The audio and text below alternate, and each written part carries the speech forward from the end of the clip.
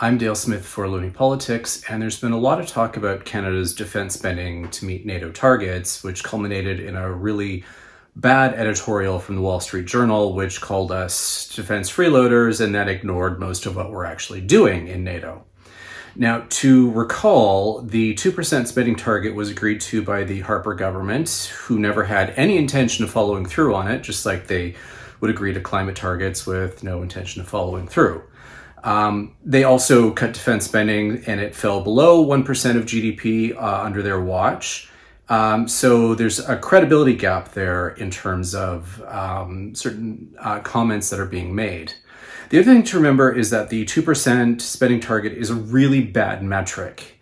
The easiest way to achieve it is to crash your economy and go into a recession. And likewise, if your economy is growing like ours is, it makes it harder to reach that 2% target.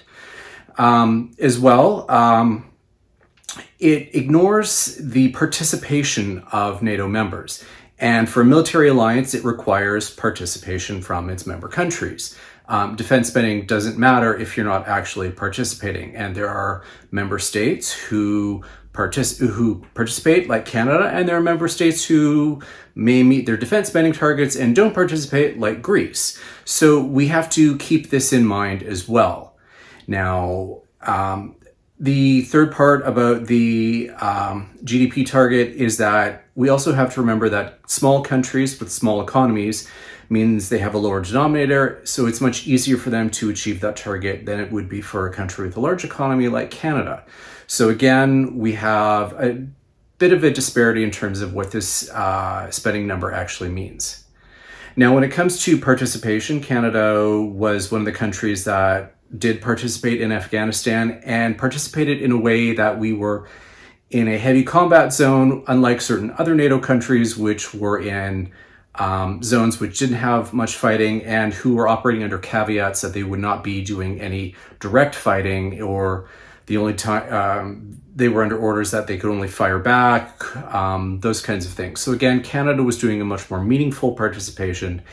And we are doing so again in Latvia as part of the NATO operations there currently, and in terms of training Ukrainian troops.